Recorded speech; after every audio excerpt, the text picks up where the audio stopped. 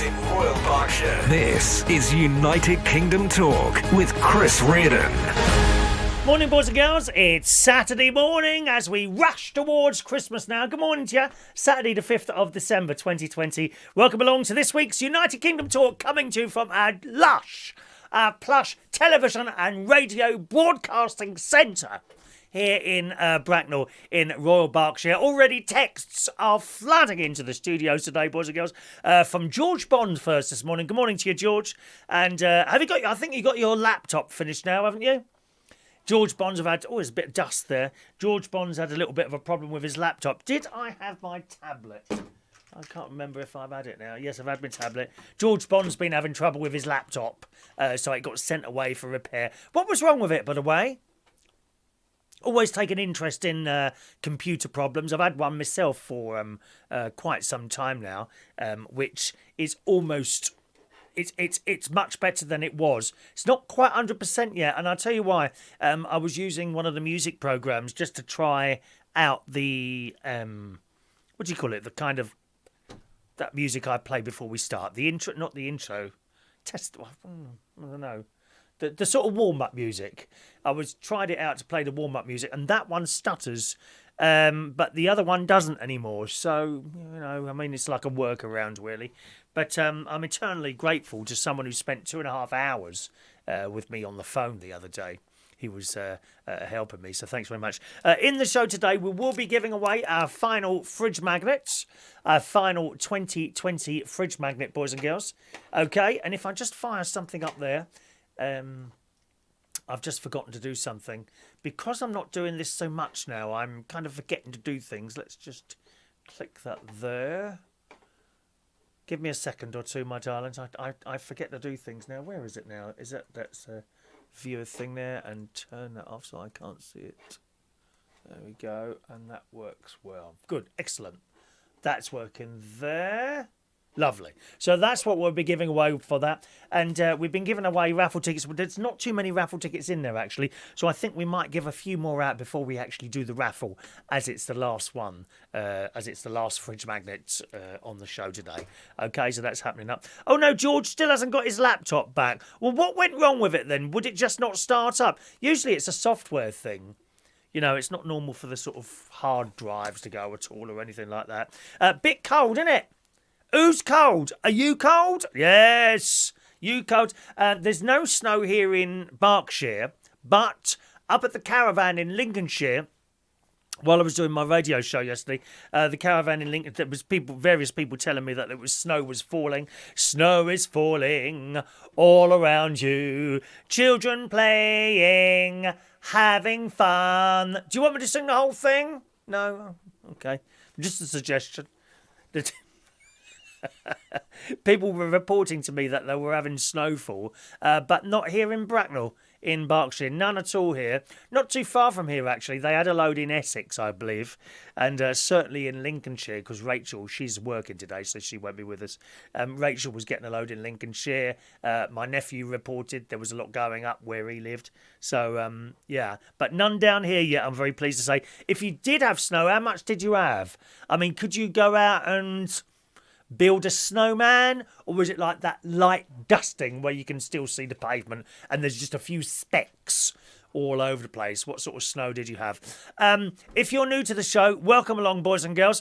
There is a chat box. The chat box is for you to talk to each other in. I don't come into the chat box at all, okay? If you've got any comments or messages for me, just please use the text button up there. 07551 259 675 07551 259 675, and your text message will get to me, or you can send an email. My email address is just down there, chris@unitedkingdomtalk.co.uk. I'll pop in and out of the email system. Michael Pullman, who's in Australia. Good morning, Michael, who says, hello, Chris. Hope you're well. I'm still feeling a bit hungover from last night. Oh, you're not on the old grog again, are you? Oh, Michael. It doesn't do you very well in the morning, does it? You know, what time is it now? Oh, Michael, dear. Hello, Chris. Hope you're well. I'm still feeling a bit hungover from last night as we celebrated my partner's brother's life. Oh, as he passed away, as his funeral was yesterday. So, okay, Michael. Well, sorry to hear that there. I hope the wake went all right, you know. A lot of people. What did you do? Was you lots of what did you call it? Was it like an uplifting wake, or was it a bit down? You know, it depends what people want, really, doesn't it? You know, some people, they say, I don't want anyone crying or anyone like that. Everyone should be wearing colourful clothes and all that. Just depends what the person wants, really. Anyway, may you rest in peace. Sorry to hear that. Good morning to Jason Hughes, just texting in there. Morning, Jason. Gary Ross says, I think George has been watching Dirty Women on the laptop. Oh, George. You haven't been watching those naughty old films, have you, my darling? Don't download them. That's the worst thing you can do. Never download anything onto your computer unless you absolutely have to. And be very wary of any files that come on the email. Sometimes kind people send me like a selection of photographs in a zip file, and I don't open them. You've got to send me that photograph in the body of the email. Then you can't infect it. People are trying to send me COVID through the email. They hate me so much. I'm a hated person. They're trying to send COVID through the email. I'm sure they are. George said, oh, it had vomit on it. What, you were sick on your laptop? Now he says he's got a virus on it. Oh, I don't know. Do try not to be sick on your laptops. Once again, don't forget, gang, contact me either on the text message 07551 259 675 or the email down there, Chris at unitedkingdomtalk.co.uk. Actually, it was my brother-in-law who said some months ago when we were doing the daily chat show that there's a bloke who's very, very popular on YouTube, Alex Bellman or Belfield, something like that. And he rips the BBC to shreds and various other people. And he does a live phone-in for 2 hours. I think on twice a week, maybe on Sunday and Wednesdays. He does a live phone-in. He doesn't go into the chat box at all. Not at all. And if you want to contact him, similar to me, I think he does phone-ins. And that works very well for him. And really, when I think about it, all those weeks ago, I should have done that. And everything would have been as it was, really. But there we go. You live and learn, don't you?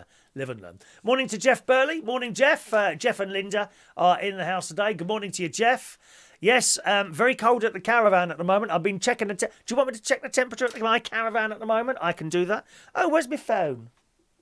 Mobile phone, where are you? Where are you now? Oh, I can't find it now. Where's that mobile phone gone? I might have left it downstairs. Oh, Christ. I can check with Alexa. One minute. Alexa, what's the temperature at caravan living room?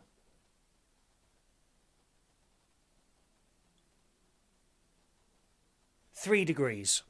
3 degrees. When will I see you again? So that's how cold it is there at the moment, Jeff and Linda. You don't want to be going there unless you've got the heating on, my love. Very, very dangerous. We'll freeze. We certainly will. Anyway, I remember hearing the snow that you were having, which we didn't have here. I remember actually my cat, Katie the cat, I haven't got her anymore. She died. It's either 2 or 3 years ago. I can't believe how quickly that's gone. But I always remember once, and I don't think she'd ever seen snow before. And we had a thick blanket of snow came down in Bracknell in Berkshire some years ago now. And she went outside, bless her, for a wee or whatever, into the garden. She walked around and she stepped out in it. Didn't stop her. And the snow, her foot just went straight into the snow. And the snow was right up to her belly, bless her little heart. Oh, I miss Katie the cat. Mind you, I've got another cat who comes in now. It was right up to her little brown and white and black body. Oh, she's standing there looking at me. What is this? But didn't stop her. She still went out into the garden and did her wheeze and what have you. We love cats, don't we? I like cat videos. I'm always on TikTok watching cat videos. There's a particular cat. I don't know what sort of cat it is. It looks like a leopard, right? And it's got great big ears and fur coming out of the ears. Oh, it's vicious. Him and its owner, they have like I think they're play fights anyway, right? And there's one where the owner literally has got this rope in its mouth, his mouth, right? You know, the bloke, like that. And the cat's got the rope in its mouth, and they're playing tug of war. This is the same owner. He feeds his cat whole chickens. That's how big this cat is. You wouldn't want to row with this bloke's cat. Seriously. It could do some serious damage. And when he gets that chicken, he opens the fridge door. This cat comes running in. Meow, meow, meow, meow. And then he puts the chicken on the floor. That's it. You can't go near the cat. It's growling and hissing and spitting. I mean, I always thought cats were pretty intelligent, right? So why doesn't that cat realise if someone's given it a whole chicken, he's not going to take it away again? Why would you give it to him in the first place? Maybe they can't work that out in their beautiful little minds. But we like cats. It's a beautiful, it's not a mancoon. It looks like, it's got the spots like a leopard. Beautiful cat it is. Anyway, and talking cats, Gary the cat. Now, Gary is a ginger cat that has adopted me. It comes over, it lives in the house. I found where it lives with two girls who are kind of opposite and back one. I mean, I can't really see their house from here because there's trees and things in the way, but they're not far at all. And he comes running over. I mean, literally running over when I come home if I've been out somewhere. He must be watching me from somewhere. And he comes running over, he does. Bless his little heart. And he just wanders in now. Don't wait to be asked in. I open the door. It's in here first. It's in here first. Now, I've started giving it some cat food now. I'm pretty sure I shouldn't be giving him much, because if he's having food somewhere else, well, I say somewhere else, probably lots of other people feeding him as well. But if he's having it in his own house, I shouldn't overfeed him. He mustn't have fat pets. And you never ever see fat animals, do you? Unless a human has been feeding it. You look in the wild. You ever seen a fat lion? Or a fat tiger? No. Fat elephant? No. Fat rhinoceros? No. Fat snake? Well, only when it's just had a rabbit. Oh, don't.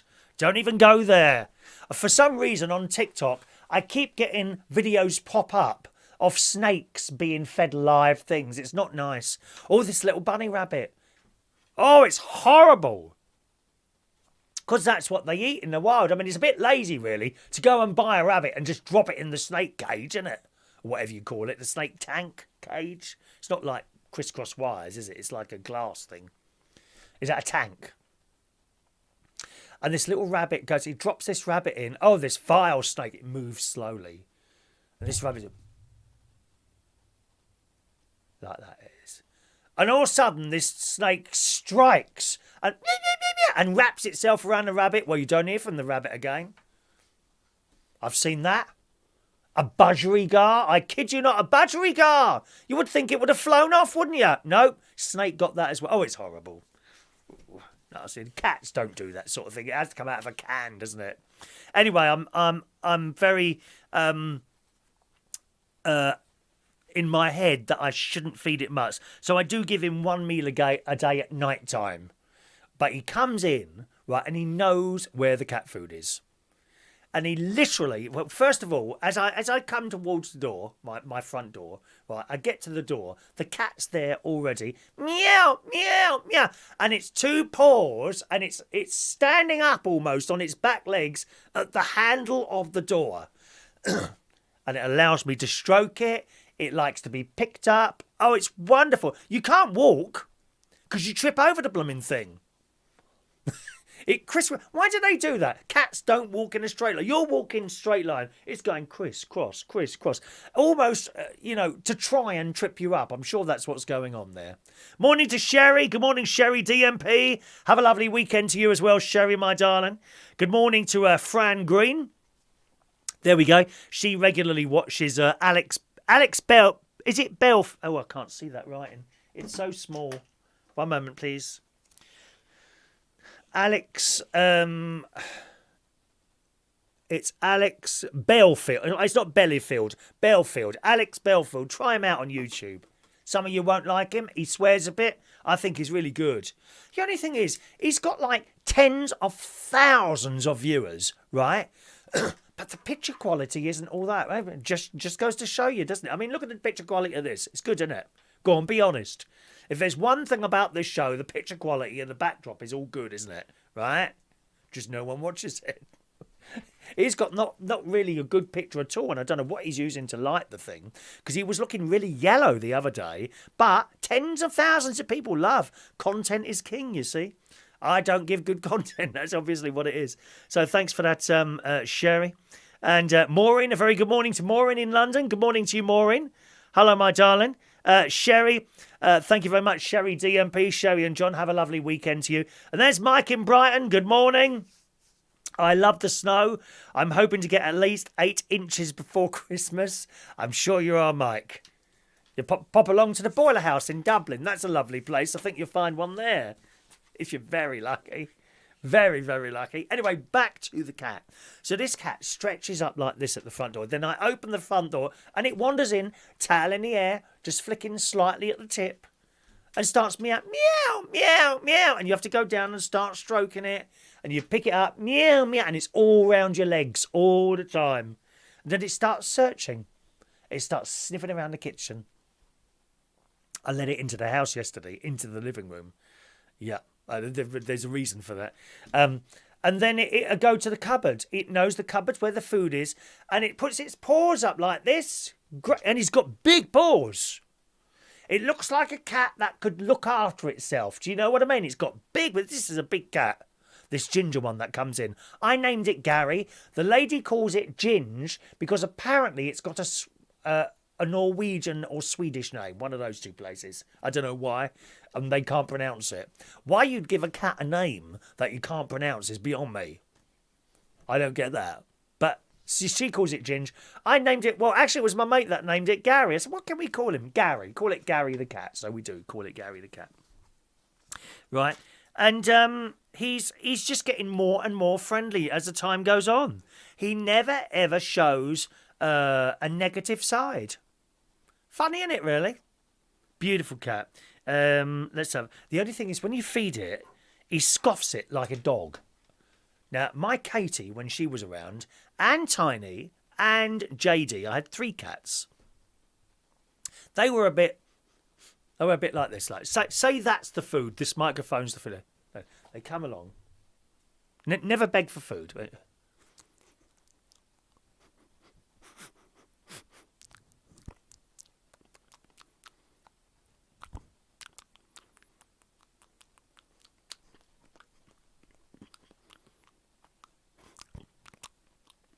And that's how they used to eat.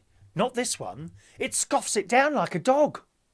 You can barely get the food out of the packet, to be honest. You're trying to put this packet of food down, you know, the foil things, down onto the plate as it's coming out of the packet. Can't wait to get it in him. Now, I've got a theory for that because he does live with a rather delightful Alsatian. And I reckon the cat has learned to eat by watching the dog eat. Because I've never seen a dog gently eating its bowl of food, have you? They don't. You can't wait to get it in them. There's us gently cutting off a little piece of chip to put into our mouths. Not a dog. They're like that, aren't they? Can't wait to get it in their guts. Dear me. And the cat eats exactly the same as that. Funny, really, isn't it? Anyway, so last night, my mate came over and he said, do you fancy a McDonald's tonight? I said, oh, well, we had one last week. I shouldn't really okay then. So we went to McDonald's. Now, I remembered that I'd seen on TikTok a group of 3 boys who were going to McDonald's in their car, right? And they had a... what do you call it? A McDonald's hack. A McDonald's hack where you can get a rainbow ice cream. So you know the McFlurries in there. Oh, they're very good. It's all cardboard, isn't it? I'm very impressed with McDonald's there. Apart from the spoons, everything is cardboard. I mean, everything. Except the food, of course. It's all in little cardboard things, including now the ice creams. They're in cardboard containers. Brilliant. Top marks to McDonald's for that. And in this little thing, there was a picture of these boys, and they went to this McDonald's, and he goes to the counter, I love burgers, and can I have a 16 minus 9 plus 3? So she says, a 16, and he said, yeah, that's a Rainbow McFlurry, isn't it? And the woman says yes, right? And these three boys, I think they were all gay, are screaming in delight in this little Vauxhall Nova, because that's what all the boys have got now, isn't it? Vauxhall Novas for some reason. My nephew had one, a Vauxhall Nova. And they get this ice cream, and there it is. Red, blue, yellow and white, I think it was. Ice cream. Rainbow ice cream. And he ordered it by saying a 16 minus 9 plus 3. This is what I saw on the TikTok video. Okay. So I've said, we're going to a drive-through McDonald's yesterday. And on our way there, okay, I mentioned this to my mate. I said, do you fancy a rainbow ice cream? He said, well, what's that? I said, well, it's all different colours.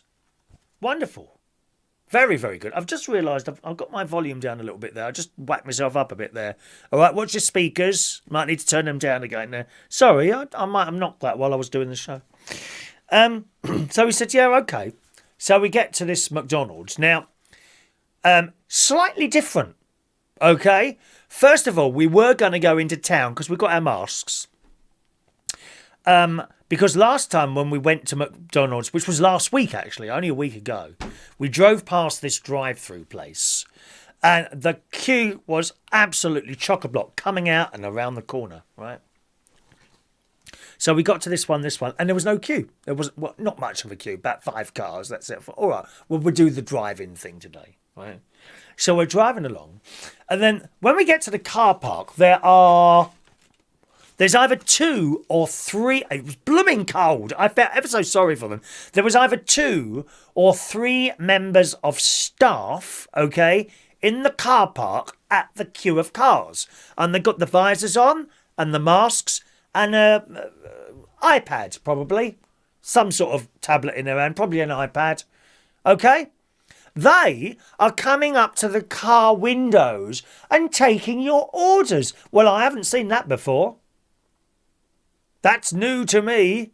Anyone notice that? In fact, and funnily enough, when I was up here yesterday getting ready for the show, right, I was getting some news stories and writing some bits and pieces. I've got a lot to get through, look. It's an awful lot to get through today. I was asking people, I was up here doing that, and I came across this story, and I didn't know this. Well, apparently, since yesterday, which just happens to be the day that we went to the McDonald's drive-through, in the Sun, McDonald's customers will now deliver food to your car, so you can skip the drive-through queue. And I've seen some of these drive-through queues. They are so long. I mean, that one in Bracknell, our drive-through in Bracknell, I've seen the queue of cars go from the little window, through the car park, out through the car park, right up and round, because it's quite long, the service road to McDonald's, and then out of there and back onto the roundabout on the main road. Not yesterday, though, and maybe it's because of this. In the Sun, McDonald's will now deliver food to your car so you can skip the drive-through queue. The fast food chain has seen trialling click and serve in a small number of restaurants, but today it said all drive-through locations will be offering it by the end of next week. Well, they were doing it there yesterday. The new car service lets customers make their order on the free McDonald's app from home, which we didn't do, actually. We ordered it when we was in the queue. Literally, the people coming up to the window. Hello, can I take your order, please? They then wait, and then after she took the order, we paid at the little window. Oh, no, did we pay at the window? Yes, we paid at the little window, and then they ask you to then move to the car park. and some other young person comes and brings it out to you. A great amount of time saved doing that. The idea, it says in The Sun, is to save diners time waiting around in long drive-through queues. I mean, it's no fun, really. Staff will be wearing, as we saw, face coverings, and orders will be delivered in takeaway bags on a tray to minimise any contact. And they've spelt that wrong. It's the old newspaper editing again. Look, it says staff will be wearing face coverings and orders will be delivered in takeaway bags on a tray.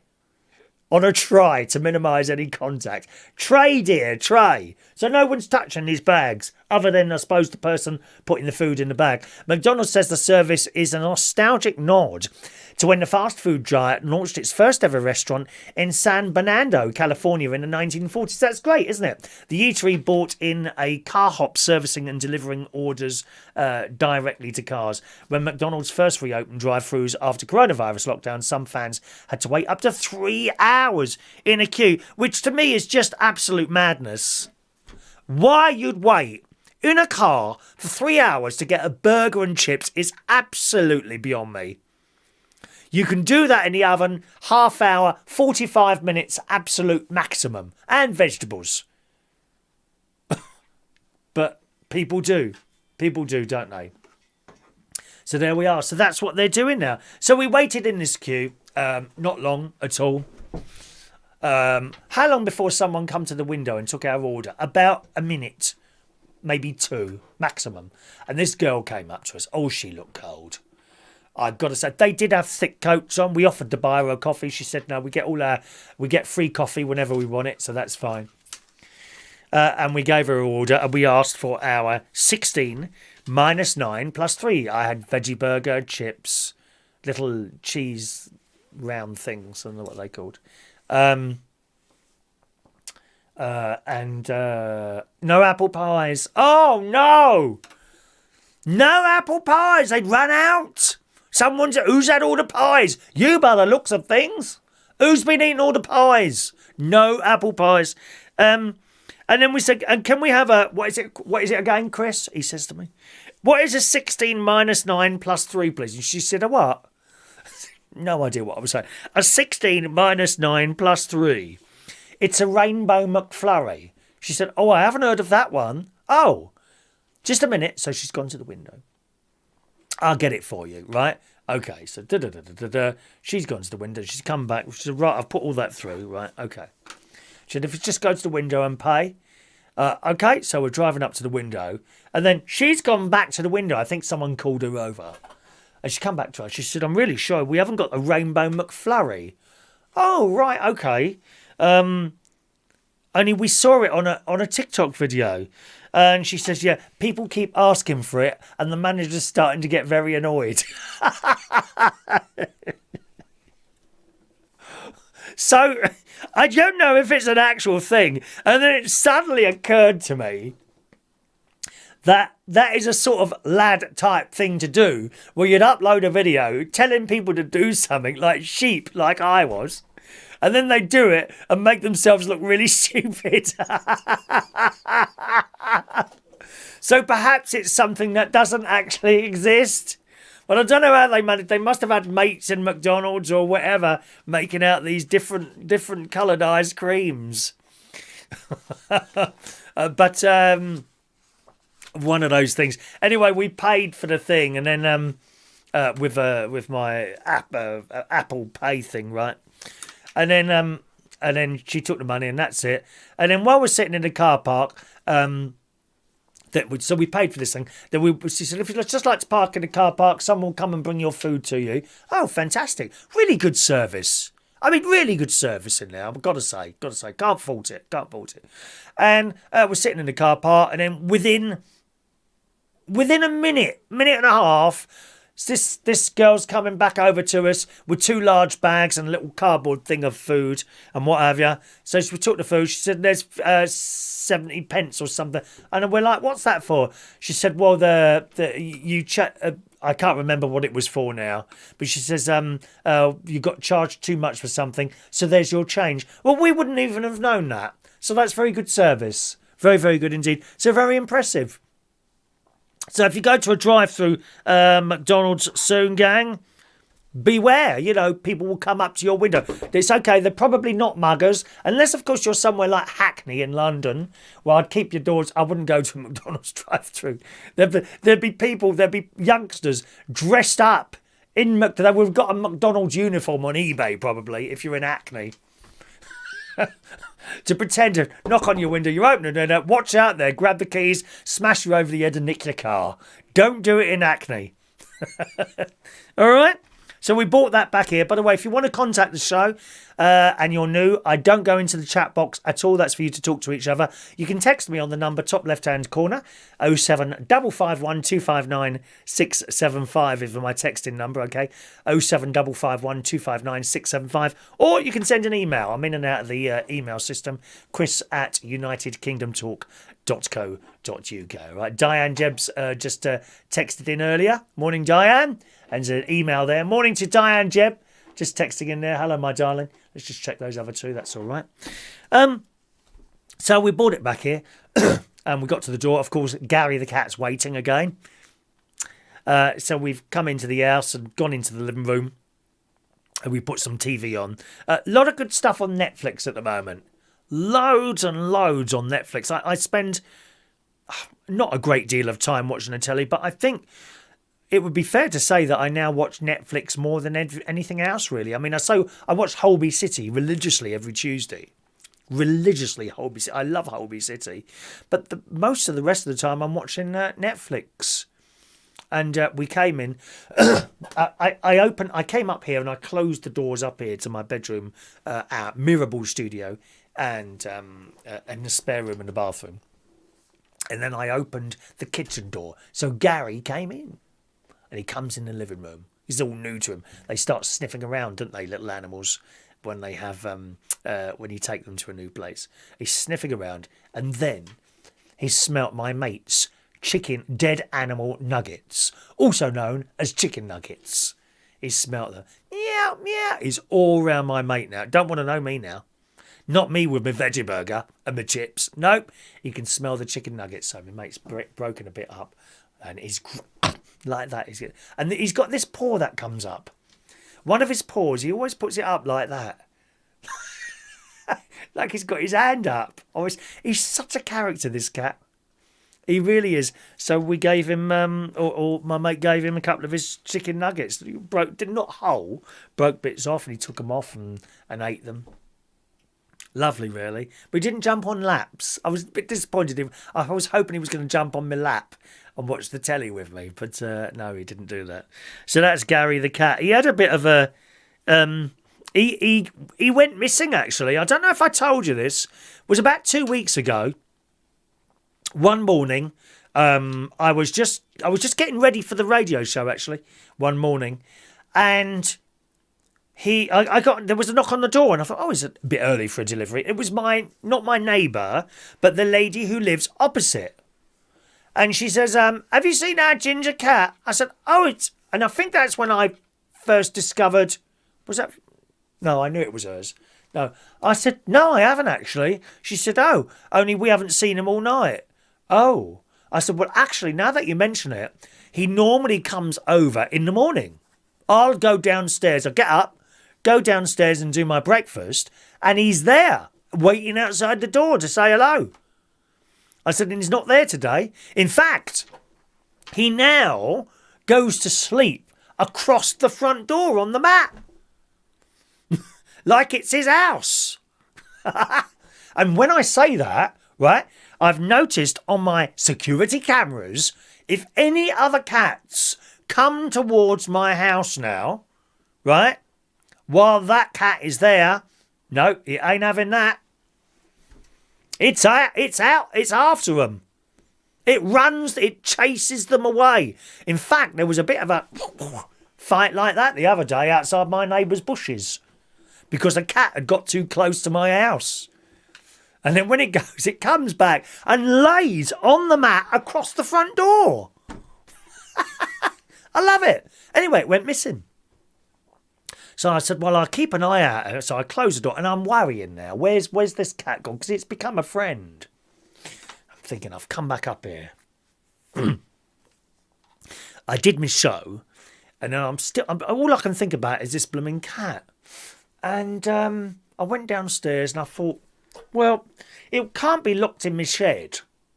When have I gone in my shed? I don't leave the door open. If I go in the shed, I come back out and close it again.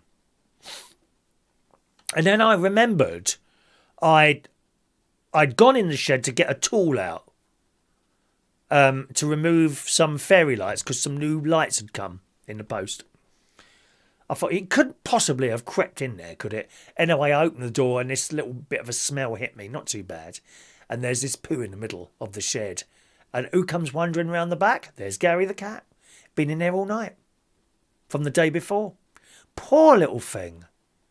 But it walks out like nothing's happened. It weren't like worried or desperate to get out. It seemed to be quite comfortable in there. And it wandered out. And I said, oh, for God's sake, Gary, come on. I immediately gave it something to eat because I thought it might be hungry. I said, come on now. And I've picked him up and I'm carrying him over to the other house. At which point she's come back round with her Alsatian dog. Young dog. And she says, oh, where was it? I said, I'm ever so sorry. I found him in my shed.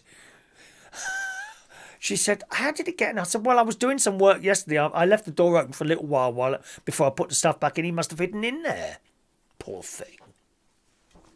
So always check sheds and garages. I think garages as well in particular. Especially if you're putting the car in there for the whole weekend and you're not using it. Poor things, they don't get anything to eat or go toilet anywhere, can they?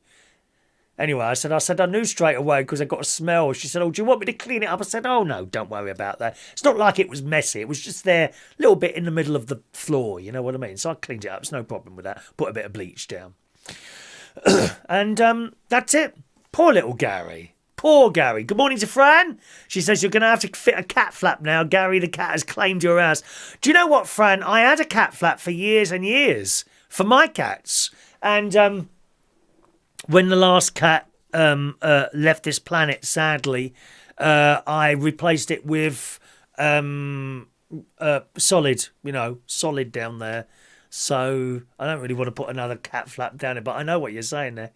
Stephen Petty, good morning to you, Stephen. He's been busy this week down on the south coast collecting parts for train tracks. Hope you're well. Thank you, Stephen. I like trains. You know that, don't you? We love trains. Woo, woo. I tell you who's got a train set. Daniel Woodhouse. He's got a train set. He was cleaning the house the other day with meths. It must have stunk in his house. Dear me. Did it smell very much? I don't know if Danny's with us this morning or not. There we are. Anyway, so we came back here and we're watching Star Trek Discovery, which is good. That's getting a bit... Something's gone a bit wrong with that Star Trek Discovery. It's become a bit... I don't know how to explain. A bit like Doctor Who went. A bit PC. You know what I mean? It's starting to get a little bit PC and something's gone wrong with that, which is a shame. The same sort of thing happened to Doctor Who a little while ago. We started getting lessons in history and I'm thinking, give us the monsters. Where are the monsters, dear? Where are those rhinoceros policemen? They're quite good, aren't they, on Doctor Who? Anyway, so we watched Star Trek. Also, we're watching at the moment, both of us together, Somewhere Between, which is this story about a lady whose daughter is killed, right? So the daughter gets killed. The woman, sometime afterwards, decides to kill herself and she walks into the water in like a... pond, jumps into the water, a pond, lake or something like that, Anyway, this bloke is in the pond as well. I think someone's tried to kill him, but he gets out and rescues her. Okay? Now, my computer just flashed at me then. I wonder why that is. This is the one with a problem. That was strange. It went like that. How strange. He rescues her. But when she comes out and goes home, the daughter has not been killed and she's gone back a week. She realises this and thinks to herself that she's got an opportunity now to stop her daughter getting killed. She was murdered, the daughter, little girl, only little girl, about 8 years old, I don't know, something like that. She got an opportunity to stop her being murdered. Now, this bloke who's murdering the people has also murdered other people, right? So she thinks she's got a chance. But so far, I think we've watched 3 or 4 episodes at the moment. It's called, as I say, Somewhere Between.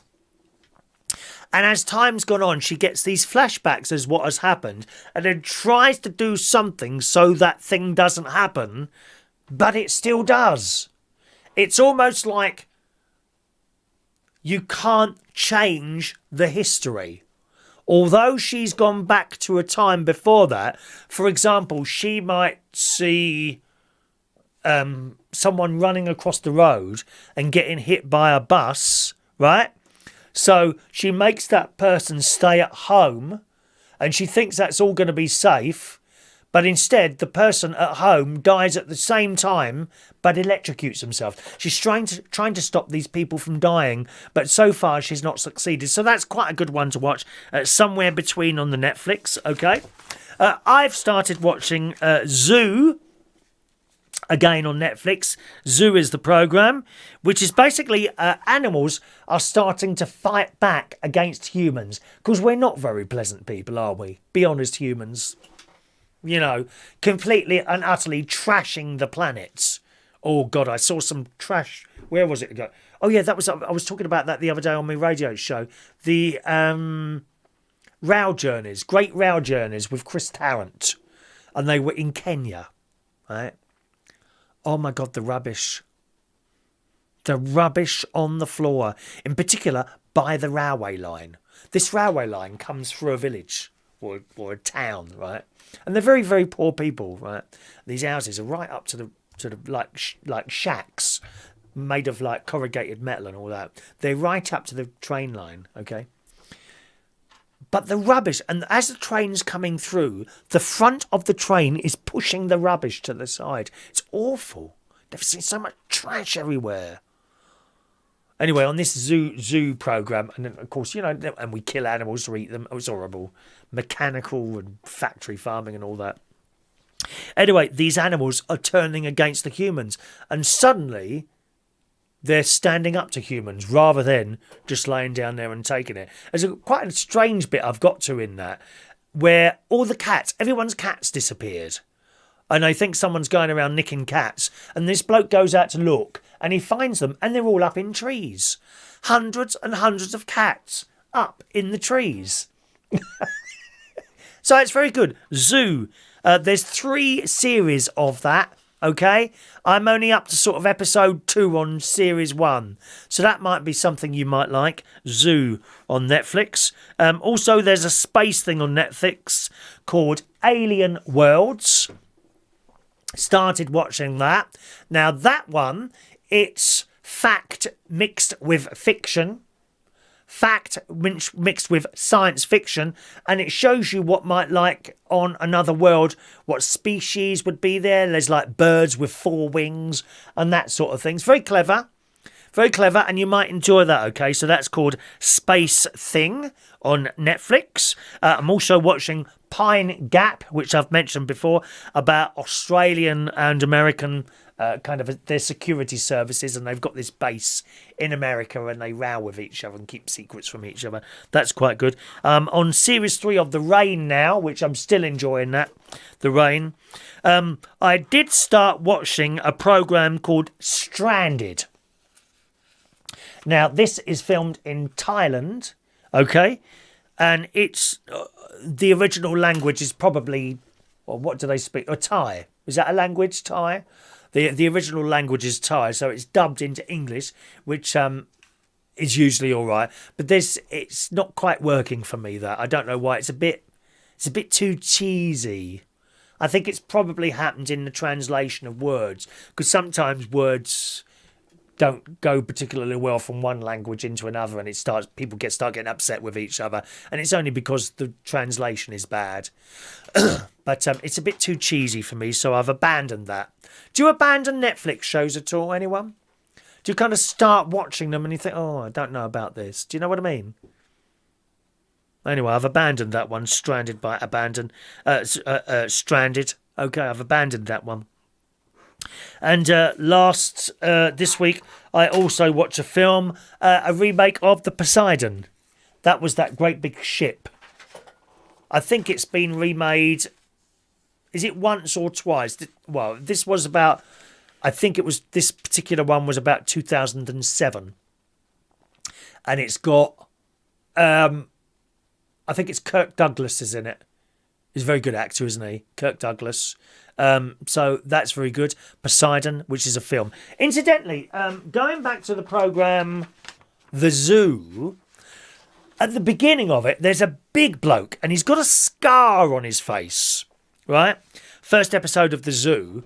And it looks like he gets killed. A lion goes into his Land Rover. He's got a Land Rover Defender. And it looks like he gets killed. And at the end of that particular episode, the first episode, you see him. Yeah, I've only watched one.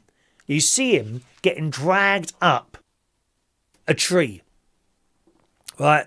And he's over the tree branch. There's a lion. I didn't know they went up trees, lions. There's a lion up this tree next to him like this, right?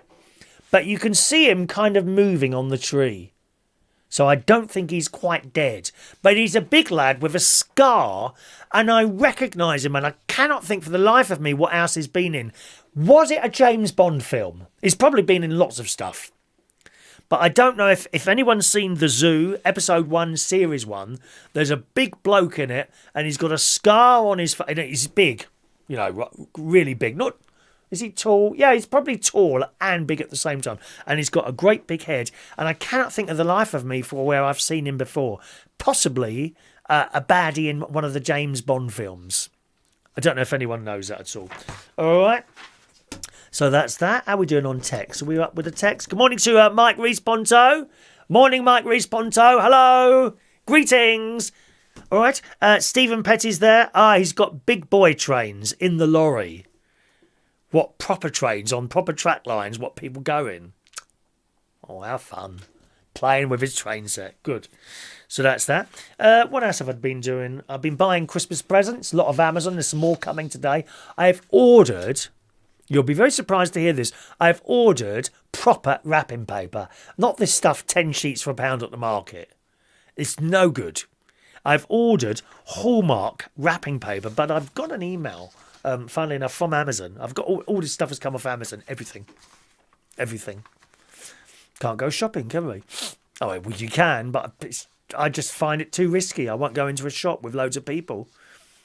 You know, and then when people say to me, "Oh, I've been shopping with loads of people," then you think, "Well, I don't really want to be in contact with that person now." Do you know what I mean?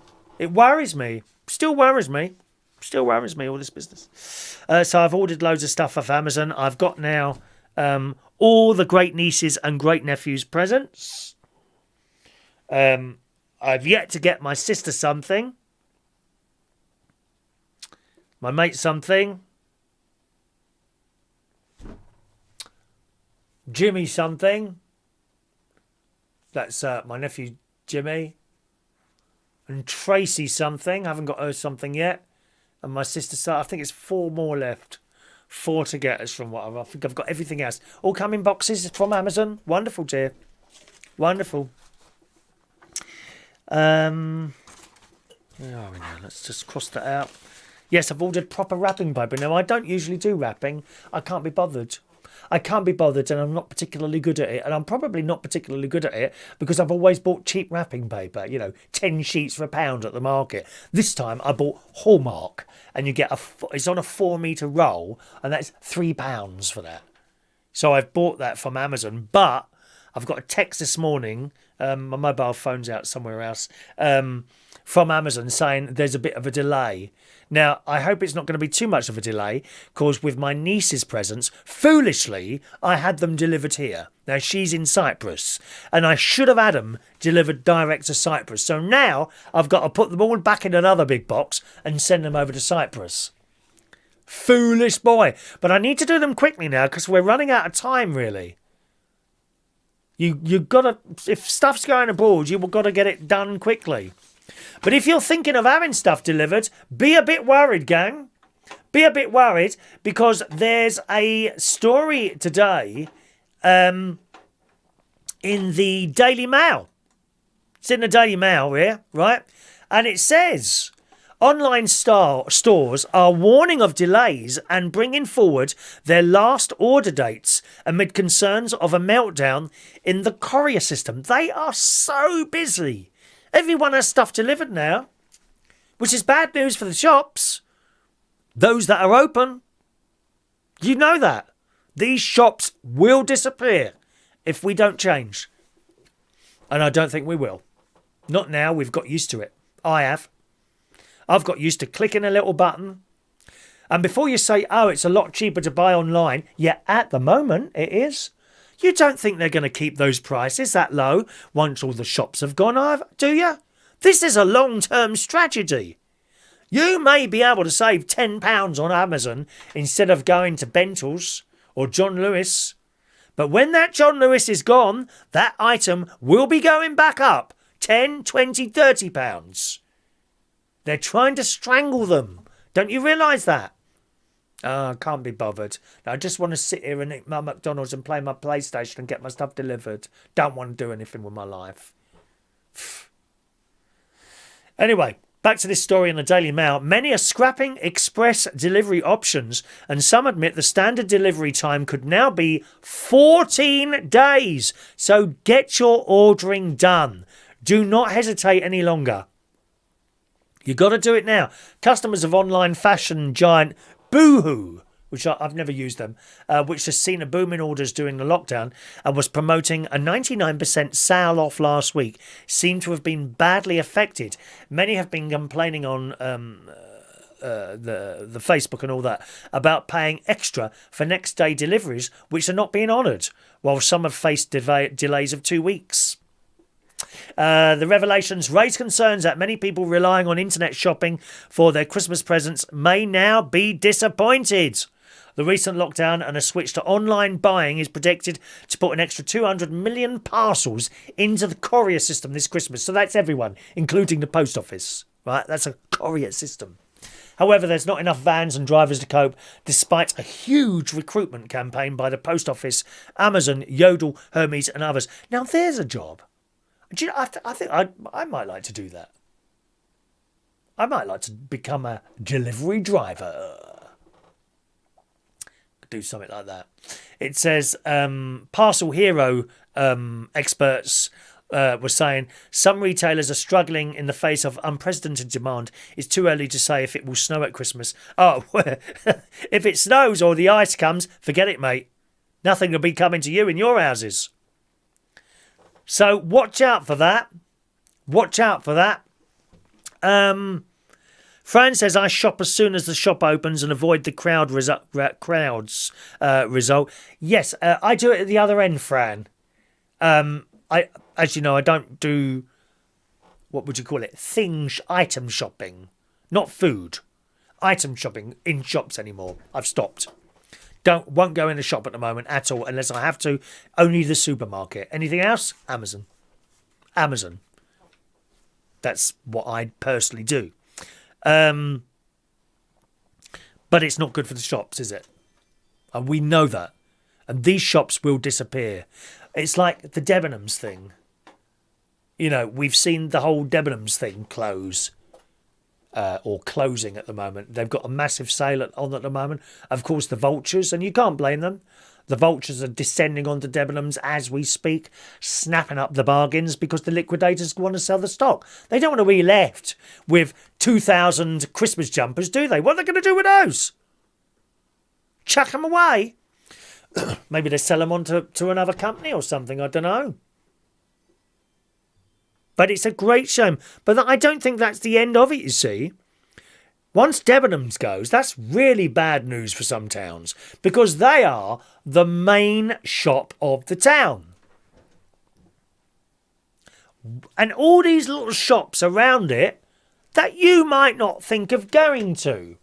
I don't know, little arts and crafts shops, people making things and little food places, you know. As you come out of Debenhams, well, I'll have a hot dog from that man over there, you know. Little old bloke in there cooking his hot dogs. And there you go, mate. Check for any green on the roll before you put it on your mouth. Oh, John, I used to work at a place called the Black Cap in Camden Town. I come out of there one Saturday night, and we always had a bloke outside there doing hot dogs. And I got this hot dog from him, and I was just about to eat it, and my mate said, "Stop!" What? He said, "That's got green on the roll." And I looked, and it had gone blooming mouldy. Nearly ate that, took it straight. Oh, and the bloke says, "Oh, I don't know what's happened there. I only got them today." And someone next to me in the queue said, "Yeah, watch him." He said, "I had exactly the same the other week." But do you see what I mean? And then there might be someone over there doing, I don't know, selling shoes on a little stall outside the shops. The little shoe shops. Little shoe shops all around Debenhams. Mobile phone places. And these are places that you might not have intended to go to, but because you were going to Debenhams, you've got, I'll just pop in there and buy something. And in a way, Debenhams are keeping these other places going. Take the big one out, why would you bother going anymore? So I think it's a lot worse than you think. It's bad enough with all those thousands of people losing jobs. Isn't it terrible? Well, they lose it, but there's nowhere for them to go. There isn't another shop that they can go to. So they lose their job at Debenhams. What are they going to do? That's the thing. It's much worse than you think. And all the other businesses around it losing the thing. Oh my God, blimey. Where the hell did that... There's a massive wasp in here. Good God. You can go out. Christ almighty, look at the size of that bastard. Get out. Where the hell did that come from? Have you gone? Did you hear it? Did you hear that? Where was that hiding then? Must have been in it. Oh, don't say there's a nest in here. Did you hear that buzzing? It's a massive... What? It was massive. Oh, Christ, there might be eggs in here. Keep quiet a minute. Well, it was very lucky that it went straight out the window. I bet it wishes it hasn't. It'll freeze to death out there. Good. Bye, wasp. Funnily enough, talking of wasps, I saw this TikTok video yesterday, right? Last night, while I was, I'm addicted to the TikTok again. Flick, flick, flick, all the time through these things. And this bloke, he'd caught a wasp in a jar, right? And then to make it go to sleep, he put it in either a freezer or the fridge for a while. For a while. When he took it out, this wasp, well, it looks like it's dead, but apparently they're not, they're asleep.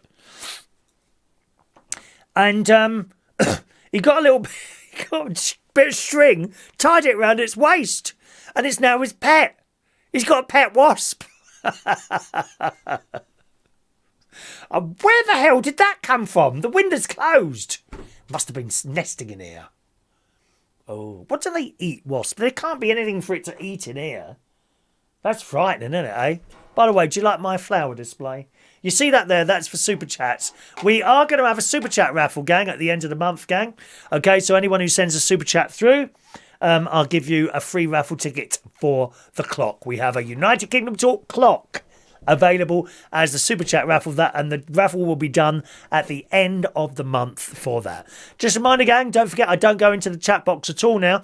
To contact me, just use the text box up there, top left hand corner, 07551 259 675, or email chris@unitedkingdomtalk.co.uk. And Danny Woodhouse has just sent an email. Good morning, Danny, who says, I'm watching the show on a C2C train from Barking to Liverpool Street on my way to the Brick Lane Retro Sale. Ooh, what's that? Brick Lane Retro Sale. Are you Jewish, Danny? Are you Jewish at all? I just asked that because there's a fantastic Jewish bagel shop on Brick Lane. And it's so cheap. You'll come out there with like 5 bagels for like £4 or something ridiculously cheap like that, all run by proper Jewish women. Don't give them no aggro though. I've seen that. I've been in there in a queue, not recently. I've been in there in a queue before where there's been young people mucking around. They ain't having none of that, mate. You'll be chucked out. You. What do you want? What do you want? Stop mucking about. What do you want? That's how they talk to you in there. I love it. I love it. So if you go into the Brick Lane retro sale, I don't know what that is, go up to the bagel shops. There's actually 2. You want the one with the glass front. It's all glass. And it looks like it's falling down. It really looks like it needs a good paint job. I don't think they ever close. That's why it's in a bit of a state in there. But top quality and bagels and proper people in there serving. Is also going to Borough Market for some smoked garlic and maybe a truffle. I don't know what a truffle is. That's a plant, isn't it? Some sort of truffle or something like that. Good morning to Paul in Cornwall. Morning to you. Cold and wet in Cornwall this morning. But going back to that Debenhams, I think it's incredibly sad. It's my sister's favourite shop, actually, Debenhams. She loves it in there. I mean, it used to do my head in. She'd go in there, she wouldn't reappear for about 5 hours. And she'd look at everything. But that's just the way she does her shopping. Me, in and out, usually. I'm in and out of places. There is a possibility for the high streets. If the big boys are moving out, perhaps some small entrepreneurs can move in. Because when you go to a high street now, let's be honest, they all look the same, don't they? You'll have your Boots. You might have a Phoenix or a Debenhams or a John Lewis or a Marks and Spencer's. They all look the same. It's the same blooming shops. Now, if these big boys all pull out, perhaps we would go back to having small little shops. People selling homemade chocolates and things like that, like we used to. The bakeries. You know, Greg's is fantastic. Don't get me wrong. You know, it's fantastic what they do in there. But how about some smaller bakeries? Now, in Woodall Spa, where my sister is, they have a bakery there. It's a family-run bakery. And they have some of the most marvellous little cakes and sweets and just stuff there that's constantly being baked. A bit like they have in Cyprus. You want to go to Cyprus, go to the bakeries there. Independently run, whole families, and they're constantly baking out the back and new stuff comes out for people to buy. Wonderful. Maybe we could go back to something like that. But Debenhams is the first. You know, if we lose, I think, Marks and Spencer's, if we was to lose Marks and Spencer's and John Lewis, that's it. Game over. I personally think. Can't see it lasting if we lost both of those as well. Debenhams is just the first one. John Lewis and Marks and Spencer's are a big one as well. However, Primark, look at Primark. Look how successful they are. So there is perhaps something new will come along to replace these things. Primark's a very, very good example of a very, very successful business that sell dirt cheap clothes. Okay, they're not going to last, which is bad for the environment, but you know that when you buy them. Perhaps that will come along. Good morning to Ronan this morning. Morning to Ronan. Let me just open that little text thing there. Can only see part of your message there. Morning, Ronan. He says, just in work today, watching the show. Amazon are brilliant at undercutting, and once they have the market share, they will up the price. That's the thing. That's what I was just saying, yeah. Let's hope after COVID, everyone feels the need to get out and about. Yeah, I think that might happen, actually. I think that might happen. People are so fed up being inside. And let's face it, you know, not everyone's like me and wants to go walking over in places collecting litter. You'll want to go to the shops. You will be so fed up. I know there's some of you just like me. I'm fed up. I'm a bit fed up. I mean, luckily I've got stuff like this to do. You know? But I would love, and I was just saying this to my mate last night. I said, when this is over, there's stuff I want to do. And he said, what do you want to do? I said, I want to go to some concerts in London. Classical concerts. I'm a bit on and off with classical music. I like it. And then I sort of, well, that's enough of that now. And then I like it again. Once again, I'm liking it at the moment because I was listening to one of my friends on Reach on Air. Adam Croft is his name. And he does like a show on Reach on Air. If you go to reachonair.com, that's where I do my radio show. And from Wednesday next week, I'll be with you every morning between 10 and 11. That's at reachonair.com. If you've got one of those smart speakers, it will play on there as well. All right, it's very, very easy. If you've got a Google or Siri, the Apple ones, okay, all you've got to do is say, play Reach on Air, and it should play it for you. If you've got one of the Amazon speakers, you need to enable the Reach on Air skill, right? Go into the app on your mobile phone, enable the Reach on Air skill, and then close it down, and then you just say to your speaker, Amazon, play Reach on Air. Now, say it clearly, because sometimes it will start playing Reach to the Stars or Reach by S Club 7. So if it does that, just say stop, wait for it to stop, and then say, Amazon, play Reach on Air, and it should start playing it for you, okay?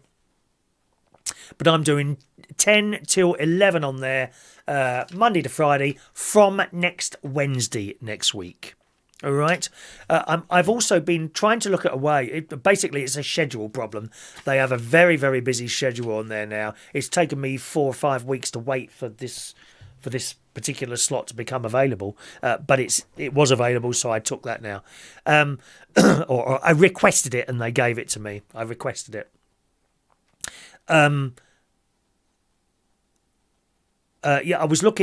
I was hoping that the 10 o'clock slot on a Saturday would become, and then we could have done this show on here and on Amazon on your smart speakers as well at the same time. Maybe there is still a way of doing that, but I was going to do it via Reach. So you'd have your video. I'd start like 5 to 10. Okay, and then we wait for 10 o'clock, which is when the system joins me, and then we could have been on both things. The idea of that is you wouldn't have to be sit there watching your telly or your computer. You could just listen if you're out in the car or something like that. So perhaps there's a way of making a skill that I can do that myself. I don't know, but unfortunately, because the Reach on Air schedule is so chock-a-block, it's just not available. And I went through many weeks. I also looked at other times. And really, there's nothing regular other than sort of 6 o'clock in the morning. And I don't think you're going to be wanting to get up at that time. Well, mind you, some of you'd be driving to work, wouldn't you, I suppose? Something like that. Yeah, if Marks and Spencer's and John Lewis close, I don't know. But other stuff could come along. Primark, maybe. There's some very, very big Primarks. Have you been to the one on Oxford Street? I think there might be 2 on Oxford Street. I used to work at this place called the City of Quebec, which was a pub. It was kind of down a side street off Oxford Street, but it wasn't far off Oxford Street. So you walk 15 seconds and there's Oxford Street, right? And then across the road is a massive Primark. It always surprised me. This particular Primark was full of very rich-looking Arabs. And they would go in there with suitcases. And you knew these people were staying in like top hotels, Claridge's, and they'd come to Oxford Street to do their shopping. They're in Primark. And I'm like, why aren't these people in Ralph Lauren, Ted Baker, Harrods? No, they're in Primark. And they've got these suitcases and they fill them up with stuff from Primark. Always surprised me. I'm thinking, why you got all that money? You don't want to blooming spend it. Reminds me of myself. But Primark, there it is. I mean, there's a very successful story. In fact, there's a story in the Daily Mirror this morning. And it says, Fury. They've been queuing up. Hordes of bargain hunters, apparently. It says in the Daily Mirror, scenes of massive queues outside 24-hour Primark stores have provoked anger. They're open for 24 hours. Now, I knew this was going to happen. I didn't know it happened already. Furious onlookers worried the hordes of shoppers piling into the shops in the small hours of the morning would spark a second lockdown. The bargain chain temporarily extended 11 stores' opening hours after England's national lockdown ended. Huge queues were seen snaking outside stores from Trafford to Birmingham and Leeds well past midnight. Wow. I mean, I suppose they're doing their Christmas shopping. Shoppers told of waiting in line for up to 2 hours in this weather overnight in Trafford's Mall. Where is Trafford? Is that Newcastle? I don't know where Trafford is. Now, as tills were overwhelmed by demands, Primark said it had prolonged opening times after lockdown ended to cater to Christmas shopping demand. Well, you can understand that. But when you look at the queues, they're all standing close together. No one's standing 2 metres apart. The chain reckoned said opening for 24 hours would be safer as it would stagger crowds of shoppers, but pictures and footage of the queues in England emerged from lockdown into tears, allowing all shops to reopen. Some left some worried. According to Birmingham Live, someone wrote in response to pictures of hundreds of people crowding outside of the Fort shopping park this week. Here comes another lockdown. Why can't everyone just stick together? People are dying to see their loved ones. People are struggling, losing. Oh, what's that got to do with Primark? Sorry. They what they do with these stories, they build them out, you know, and you got the story and they start going on about other crap. A little bit like me chatting away, isn't it, really? A long queue snaked outside the Metro Centre branch of Primark in Gateshead. I think that's Newcastle, on its first night of the 24-hour opening. And now I haven't got my phone with me, so I can't show you these pictures this morning. I've left it in the other room. One customer who wound up queuing for more than 2 hours in Manchester branded the experience organised chaos. God. She arrived at 10:20 and queued for more than 2 hours to get in. And I'm looking at these pictures of these crowds. You've never seen it. It's like they're all going to a football match or something like that. She described the queues as a mess and said there would be another hour plus queues at the tills to make the purchases. Oh, come on, just order it online. I couldn't be doing with any of that. One of us got straight into wait in the paying queue as soon as we got in. I went and got bits I needed. I'd never do it again, but we've got some funny memories from last night and had a laugh even when we went from McDonald's on the way home at 2:00 in the morning. Well, see, we were talking about McDonald's earlier. I mean, that's the wonderful thing with McDonald's. You drive up and down these places in the country. Certainly when I'm going to the Caravan up in Lincolnshire, I go past, funnily enough, not at this end. Once I'm on the A1M, I think I go past. There's about 4 of them. They're not all, except some. They're not all on one side of the road, so you'd have to go to the next roundabout and come round. Actually, there's none on my side of the road. The first one I get to, I think, is at Sleaford. There's one there, but after that, I've already been driving 2 hours before I get to McDonald's. But it's 24 hours. It's wonderful. Anytime you want something to eat, you can just go out and stop at McDonald's. It's the only thing that's open, really. I mean, some of the petrol stations are open, but I can't stand that queuing up outside at the little window in the freezing cold weather. Can't bear it. There's a Budgeons, but there's I think 2 or 3 McDonald's. One at Sleaford, and there's a newer one which is a little bit further up near a Shell petrol station, and a Budgeons, and there's a Starbucks there as well. But I think Starbucks, I think they tried the 24 hours, but I don't think it worked for them. But McDonald's is open. You get a cup of tea in there, burger or something like that. Paul wants to know, what mixer do you use on your radio stream? Just like to mix my MP3s. The same as I'm using now. It's a Behringer. What's it say on it? 1832. I think I can see it on there. Behringer 1832. It's quite a big one. To be honest, 2 of the faders have become crackly, so I've got a couple of spare faders on there which I'm now on. because it's not so bad doing this. Once you've set it, you're not moving the fader up and down. With music radio, you're moving the fader up and down a bit, so it kind of wears out a bit. Yes, a bay ringer I've got here, Paul. All right, let's do some of your text messages. Jeff says Trafford Park is Manchester's blue water. There we go. Thank you, Jeff. Denise, good morning to Denise. Hello, lovely Denise. Morning, Denise. Just seen your email. That's all right, Denise, my dear. Oh, is this a private email? No, it's not. Denise says, I only use this for YouTube. Haven't been on for a while. Your Christmas presents, because she sent me a great big box. Massive box. It's like this, seriously. It's even bigger than this screen. Big box. It's your Christmas presents, and yes, of course, Christmas Day, but up to you. If they're Christmas presents, Denise, you absolutely have my word. They do not get opened before Christmas Day. Absolutely. I never, ever open Christmas before Christmas Day. I just think it spoils it. I've got itchy nose now. One moment, please. It's time for blow my nose on a brand new piece of tissue. Is that noisy enough for you? Denise is in Lincolnshire. She says, all the snow is gone from here now, and today we have lovely, bright but cold day. It's looking bright out there here as well, down south. Enjoying your radio shows. If I don't listen live, I usually use replay. Yes, if you're going to listen to us on reachonair.com, as I say, I start on Wednesday morning, 10 to 11, Monday to Friday. Starts on Wednesday, every day, okay? But if you can't listen at that time, they've got a replay function. So you can listen at your leisure, perhaps on a little mobile phone or something like that. Or with, I listen to other people. I don't listen to myself. Other people on my new wireless earbuds, which I showed you last week. I'm very pleased with. £24, dear.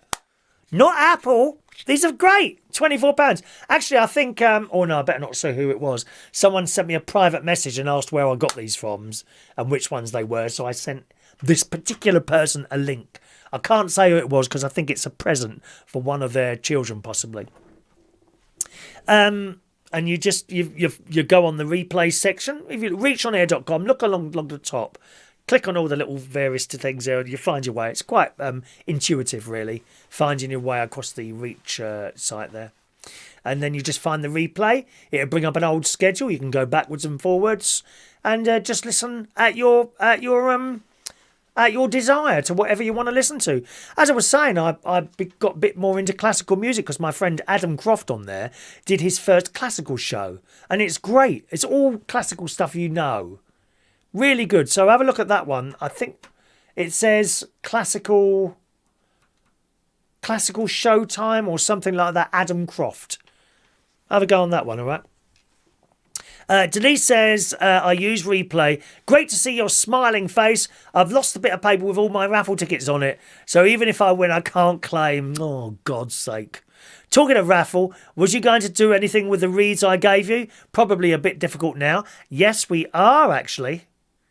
The reeves that you've given me, you gave me two, one both for the studios, one here and one down there, which will be going up with our Christmas backdrops. But you also gave me another one, didn't you, to raffle off, the tartan one, which will be raffling next week. That's a raffle within the actual show, all right? A raffle within the show next week for a beautiful wreath that Denise kindly sent over to us to use as a raffle. All right, that's a free raffle.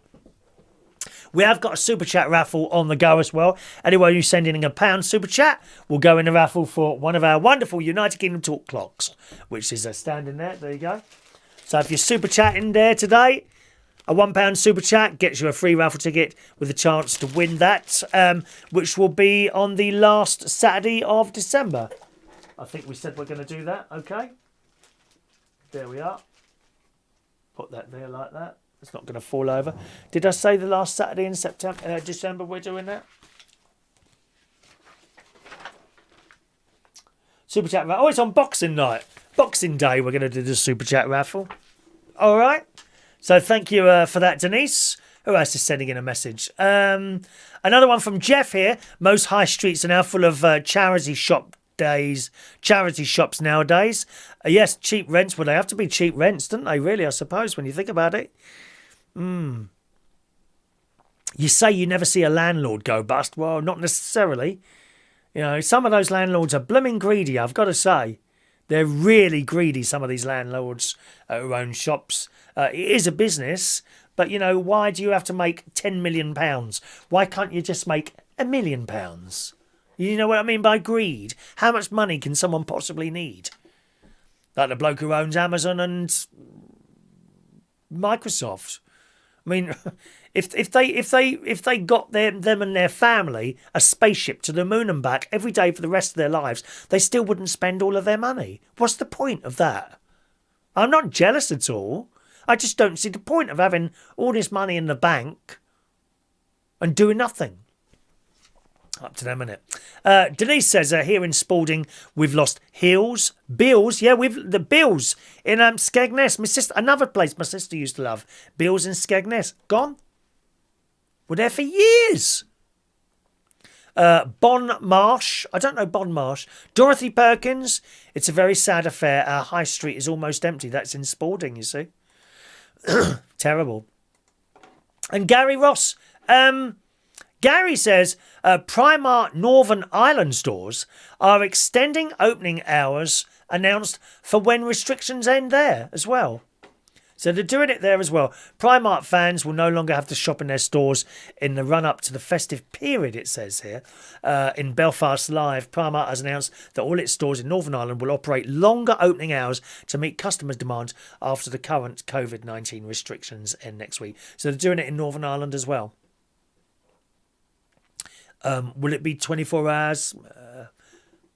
It says Primark in Newton Abbey will open at 9 o'clock on December the 11th and stay open right through until closing time on December the 12th. Wow. And all other stores in Northern Ireland will trade until at least 9 p.m. on weekdays until December the 23rd. So it's happening in Northern Ireland as well, these long opening hours. Of course, a lot of these places, just give me a moment or two, there we are. A lot of these places in, say, America, you know, they've had 24-hour shops for years in America. You go like Vegas and places like that, and places are open all the time. Not just the food shops, you know, other shops as well.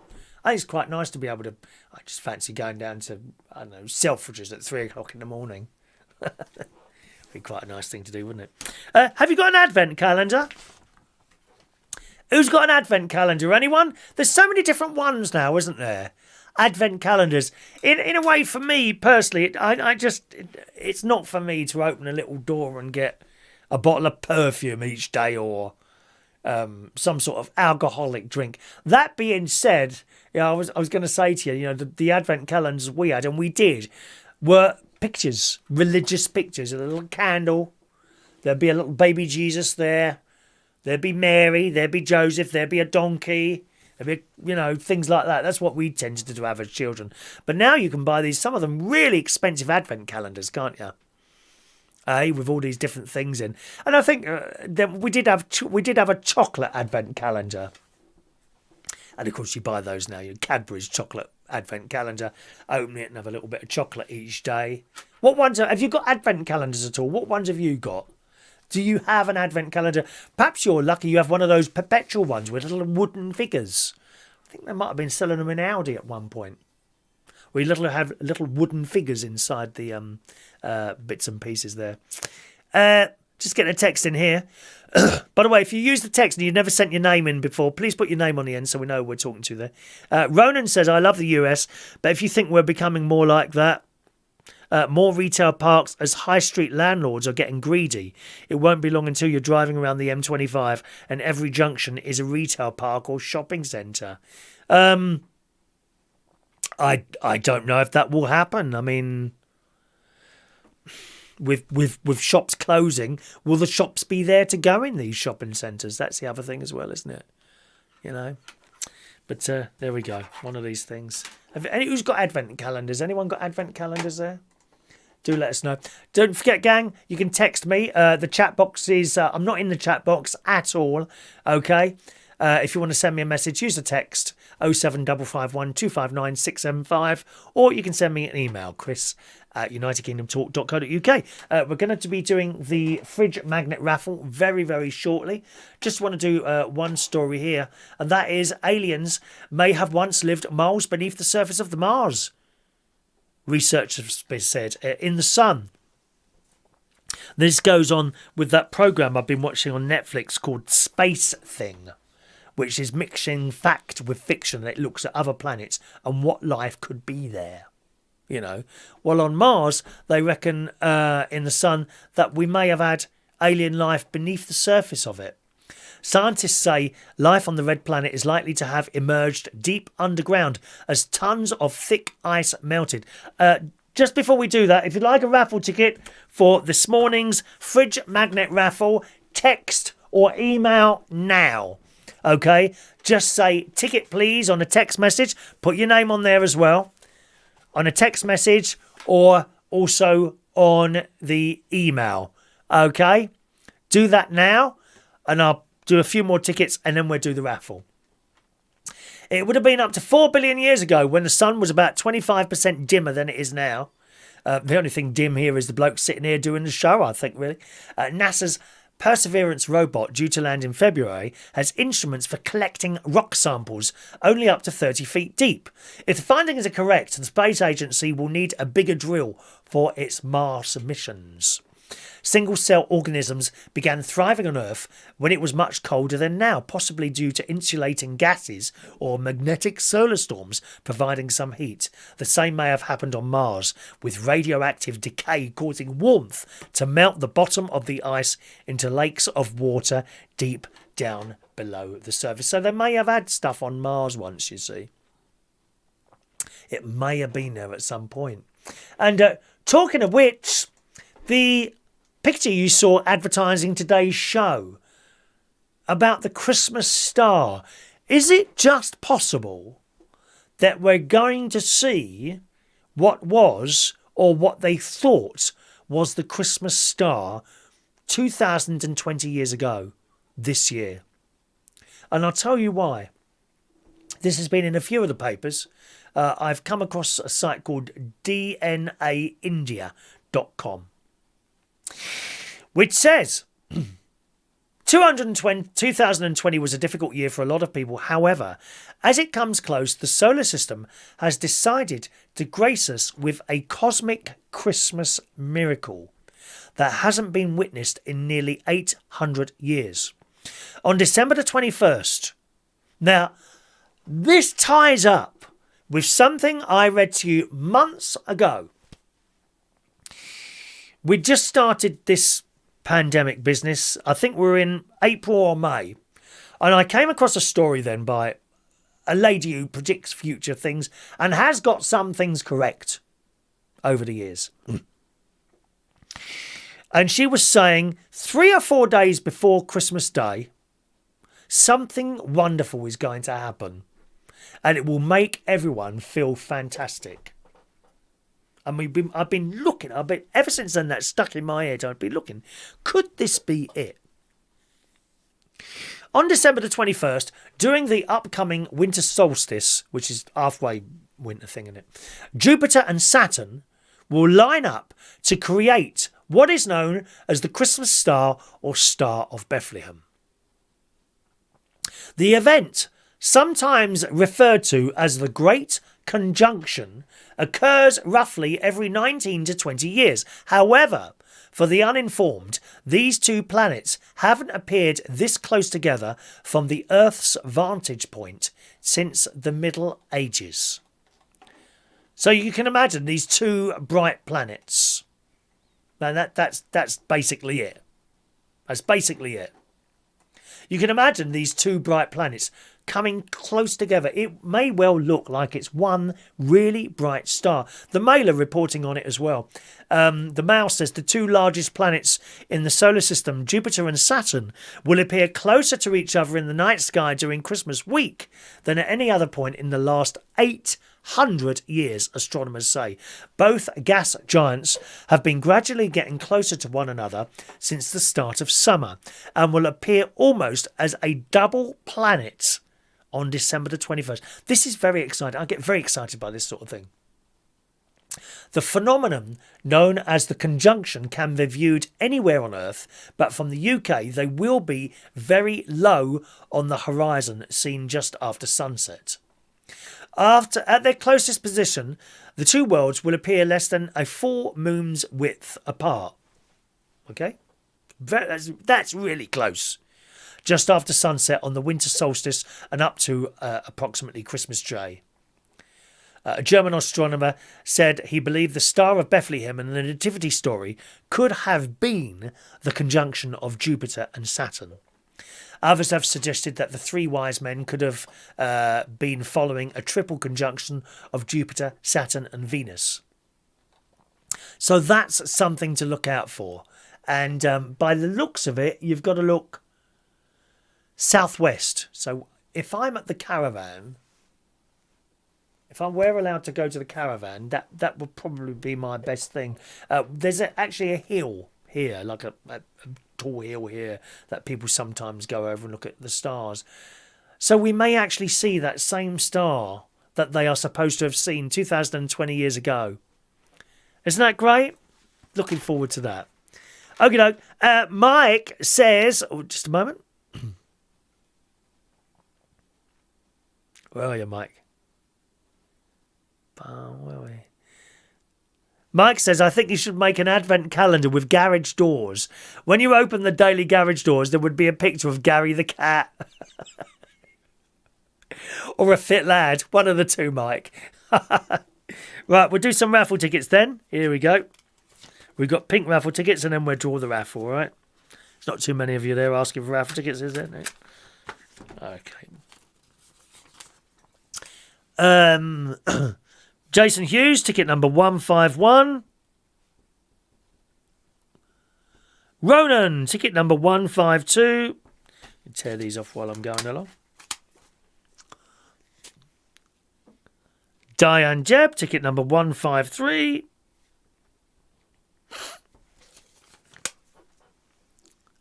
George Bond, ticket number 154.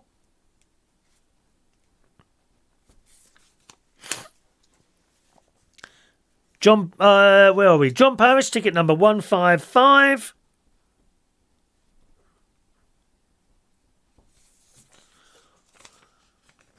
Leslie Ross, ticket number 156.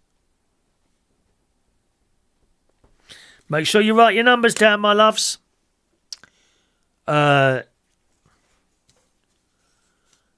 Jeff Burley, ticket number 157.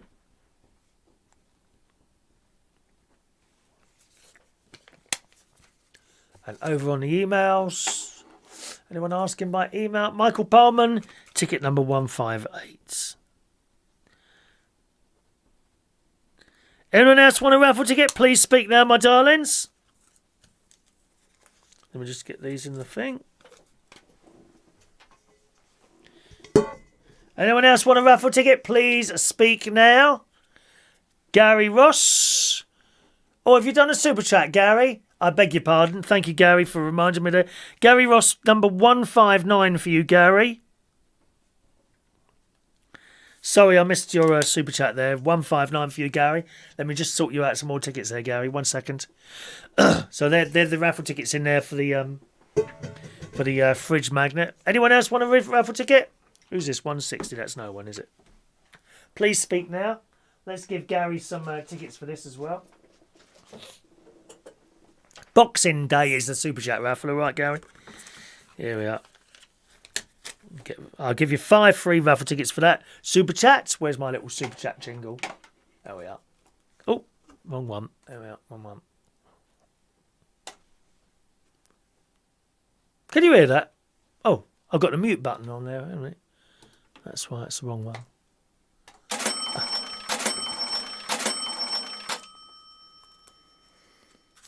Super chat, there we are. Gary Ross. You won't need these numbers, Gary. I read the names out for the super chat raffle always, as you know.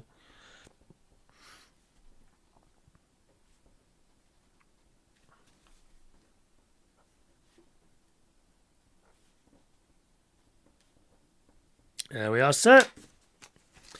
5 tickets for your super chat there, my darling. All right. Thank you very much for that, for your tip. There we go. Put those in there. And that's your super chat raffle prize on Boxing Day. If you send in a super chat, £1 gets you a free raffle ticket for that. All right. There you go.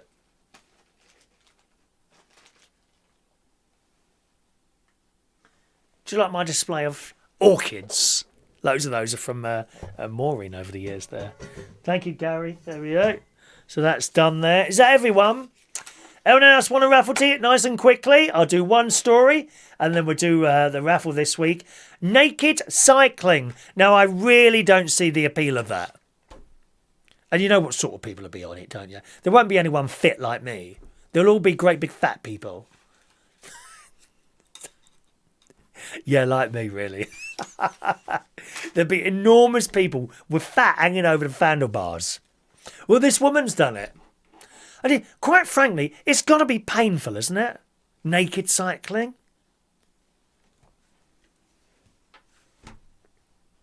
Kerry Barnes has raised more than £8,000 after braving the cold and cycling through the capital for 10 miles on Sunday in the nude. She was dared by a flatmate. This last Sunday, this is. She wore nothing but underwear for warmth and comfort. Kerry said, well, it's not naked then, is it? She don't look like she's got underwear on there. Oh, no, dear, not for me. She's raised more than £8,000, so good luck to her there. She's set to fundraise for mental health charity Mind after having lost a cousin to suicide and seeing the shocking statistics around it. But the idea of exposing all on a bicycle was not exactly her initial idea. It wasn't until her housemate joked a naked bike ride was an option that Kerry decided she would give it a go. She said, I really wanted to do something this year to shine a light. Love, shine a light. La da da da da da da. On raising awareness of suicide prevention and to raise some money for Mind because it just experienced their biggest increase in calls since the second lockdown began. Unfortunately, a very close relative made a few attempts on their life in the first lockdown, and one of my cousins did kill herself about 9 years ago. So that's why she was raising the money. In actual fact, she's actually quite fit, this lady. Look at all the pervs now looking for her. No, I'm not going to tweet the link. No. Well, good luck to her. Good luck to her. That's not bad, is it? £8,000. I just imagine that as a very painful thing to go naked bike riding. Huh? Not my sort of thing at all. Right, let's do the raffle. You'll be claiming either by text or email, okay? Text or email you'll claim. Have I done everyone's tickets? Hang on, let me double check here. Everyone's tickets. We're all done there. No more emails, is there? Don't want to miss anyone out. Oh, hang on, let me check the spam. Sometimes your emails, for whatever reason, go into my spam folder. I don't know why that is. It just happens.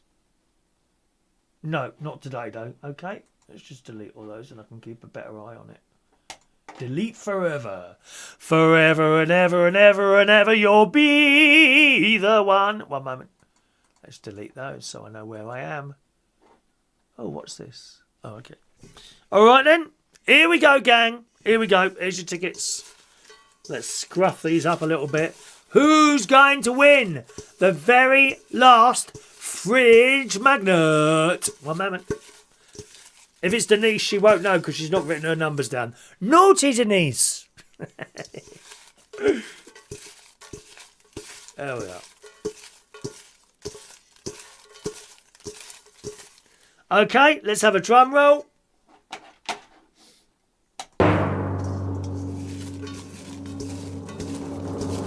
Here we go. The very last fridge magnet for the year. And I have a ticket. And I have a ticket number 121. Ticket number 121. This person is quite possibly not with us at the moment. Okay? So if you're watching the show on Catch Up, there is your winning ticket. 121. Who has ticket number 121? Either claim it now by text message or email. Or if you're watching a recording of the show, then claim your ticket by email. It's sitting there waiting for you to claim it, and it will sit there for a couple of weeks. All right? Don't worry, you won't lose it as long as you claim it within a couple of weeks. There we go. So that was for the fridge magnets. Okay? Or maybe the person is sitting there quietly on the side. Email or text gets your claim in. Chris@UnitedKingdomTalk.co.uk or 07551 259 675 is my text in number. As a little thing, as we're not coming in the chat box anymore, you may well find if we had a few people that weren't able to text before, they are now. You should be able to get back in the chat box because I just cleared that out. All those names that were in there. Okay, my darlings? Don't drink hand sanitizer. Now, why anyone would want to do that, I don't know. Even if they've run out of alcohol, which is what happened to these people. In the Daily Mirror today, the children's dad died from poisoning. 5 children have been orphaned. This is terrible. Have been orphaned after both their parents died from drinking illegal hand sanitizer at a party because they ran out of alcohol. They started drinking the hand sanitizer. What would possess... I mean, it's horrible stuff, isn't it? I don't even put it on my hands. I do. When you go into Aldi or somewhere like that and they've got the thing there. I mean, it does make me laugh, actually. You push the thing down. Well, everyone else has touched that thing, haven't they? I had to go back in. I had to do 2 visits to Aldi this week. Shock horror, right? So I went and did my shopping one night, late. Just like Fran does. Fran goes early, I go late. Go in there late at night, 20 to 10. Gone round with my basket, bought my stuff, come back. One of the things I needed was shaving foam. You may notice I'm quite clean at the moment. Saving. I don't do it every day anymore. Not anymore. Not now that I don't do this every day at the moment. And I got back here and going up to bed. I thought I'll have a shave before I go to bed and a shower. And I'm pushing this button, it wouldn't come out. Oh no, you must be joking. I didn't have a spare one. This button wouldn't. I'm banging the top of this button, and I took the top thing off, the push down bit. So you got that little, it's like a little tube, isn't it? And pushed that down on the sink, and nothing was coming out. So I had to take that back to Aldi this week. I didn't even want a receipt, actually. Hello, love. How are you? All right? I said, yeah. I said, it don't come out. Oh, just go and get another one, she said. I said, I got the receipt here. She said, oh, don't worry about that. She says, we're the only ones who sell this. She put it back on her shelf and I went and got another one, showed it to her, and that was all right. Yeah. It's funny, those Aldi, at the beginning there, where they had the hand sanitizer and they got the spray thing as well. So you're supposed to spray your basket with this antivirus stuff, okay? But the trouble is, I spray so much on it, it's absolutely soaking by the time I've finished. Can you believe this, right? This is how bad it is at that particular Aldi. The hand sanitizer is chained down. I kid you not. The actual hand sanitizer, they've got a hand sanitizer, which is like a thing like that. Okay? And a spray bottle like what you can buy in the shop of antivirus spray. Both of them are chained down. I kid you not. Terrible, isn't it? Anyway, back to this story. 5 children have been orphaned after both parents died from drinking illegal hand sanitizer at a party when the guests ran out of alcohol. The children's dad died from poisoning, while doctors in Russia fought to save their 48-year-old mum's life for 10 days. Wow. Doctors said they didn't regain consciousness after suffering appalling damage to her internal organs. I mean, you must be, I don't know, to drink hand sanitizer. It's beyond me. The mum of 5 is the 9th person to die after drinking illegal antiseptic hand wash supplied across the country. The lethal sanitizer contained up to 69% methanol, when the legal permitted limit is 3.5%. Methanol can cause kidney damage, blindness and death, and health chiefs have issued warnings to people not to drink it. It's because they run out of alcohol, so they start drinking the blooming hand sanitiser. Isn't it terrible, really, how things do that? Thanks for your comment there, Gary Ross. Send a little comment. Great show, mate. Hello to Steve Murray. Hello, Steve. Hope you're well. What's happened to the bingo? Is it finished for good? No, it's on hold at the moment, Steve. I'm hoping to do one around Christmas. We will do a bingo around Christmas, which will be on a Sunday night at 8 o'clock. Just don't know when yet. Okay? That hasn't been stopped completely. It will come back, the bingo, all right, at some point. I don't know the regularity of it, though. It's a bit expensive to put on the bingo show, okay? But hopefully that will come back at some point. All right, and we've got one more. Is that all our stories today? Hang on, let me just check my list of things. Don't want to miss anything out. One moment, please. We've done that. Told you about my stuff on Netflix, haven't I? One moment, please. Ba ba ba da ba. Where is it now? There it is. Is that the one there? No, that's not there. That's not there. There we are. Star of wonder, star of light. I think I've done it, haven't I? Nearly done it. I was going to tell you about my computer problem that I've had. I think he's with us today, Mike. I don't know if Mike is still with us at the moment. But I've been having this hesitation issue on my computer. Also, very long startup times. Much longer. And there were kind people suggesting that it was the hard drive that was the problem. I thought it was the hard drive, but Mike spent 2.5 hours on the phone with me. I think it was Sunday night. And tried various things, because Mike used to work in the Curry's computer department. And we're a bit flummoxed with what was going on there. The startup time has been substantially improved. The problem, well, we're not quite sure the exact problem. A couple of the things we tried, various scans, which actually indicated there wasn't anything wrong with the hard drive. We tried a couple of scans, other than it being the old mechanical type. And there were a lot of people screaming and shouting, change your hard drive, change your hard drive. I don't think you were approaching the problem there. The problem was hesitation, very long startup. Now, that hard drive did not used to take that long to start up. It really didn't. There was something else going on. And we tried various scans and things. And then Mike told me, he said, how many icons you got on your desktop? I said, well, loads. He said, do you actually have the folders on the desktop? And I'm like, well, yeah.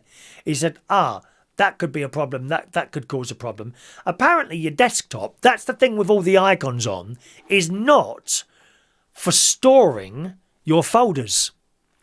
You can have pointers, what do you call it? You can have shortcuts. You can have shortcuts on your desktop. Okay, so you click it and it will take you to the folder somewhere else on your computer, but you shouldn't have the actual folder on your desktop. So what I did systematically is remove those folders on there and put them directly onto the C drive or in one of the users. Sorry if I'm talking and you're not following me, you're not a computer person on there. So I put them in like a users folder, but not on the desktop. So I moved stuff across like that. One of the other things we thought it might be, I had 2 antiviral programs, the Windows one and Malwarebytes. So I removed Malwarebytes from it completely. So we've still got the Windows Defender on there. And we did a few other bits and pieces, restarted it, and it's a much faster startup time now. Much faster. I mean, really, the difference that makes. On the radio show, since I did that, the software I used to play out, which is not, it's not a popular, it's made specifically for the people who are on that radio station.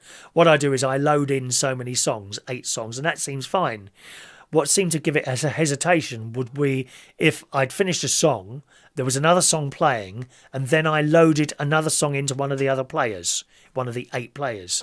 That was a problem. That seems to have improved substantially as well. But I still have a problem with the old Playout software, which I don't really use anymore. So I don't know. That still hesitates now and again. So that's where I was on the computer. And I'm very, very grateful to Mike for spending 2.5 hours on the phone we were. We were also catching up because I worked with Mike some years ago, 89, 99, 09, 30 odd years ago, when he was collecting money and doing a bit of security in the Black Cat. When I started there, actually, he was there. And so I'm eternally grateful to you, Mike. And I owe you a cup of tea and a dinner when I come down to Brighton. Okay, after all this nastiness is finished. So thanks very much for that, Mike. George Bond has just texted in here. And he says... Let me just come back to that there. Oh, the other thing Mike recommended was that I change from using Chrome over to Microsoft Edge. He said it's much faster, and he's not wrong. He's not wrong. It's much, much faster, Microsoft Edge. So gradually I'm changing my stuff now from Chrome to Edge. They actually change about a bit. I remember Microsoft Explorer. That was a bit slow. And then from there I went to Chrome, and it was much faster. But now I find Edge is faster. George says, Audi's own shaving jar that got stuck. That was the item... What you saying there? Our year's Audi's own shaving jar that was stuck. What item was I got blow thing, you know? That doesn't make sense, George. Do you want to try typing that again? Check your spelling and what words you're sending there, because I'm not quite sure what you're saying there, my friend. All right? Mike says you could uninstall and reinstall that program that's causing the problems. Yeah, I could try that, couldn't I, actually? Or even see if there's an updated version. What am I on? 2.59. I don't think he brought out another one. Hang on. Radio server player latest. I'm on 2.59. Is it? Yeah, 2.59. What was the last one then? Hang on a minute. Let's see what his last version was.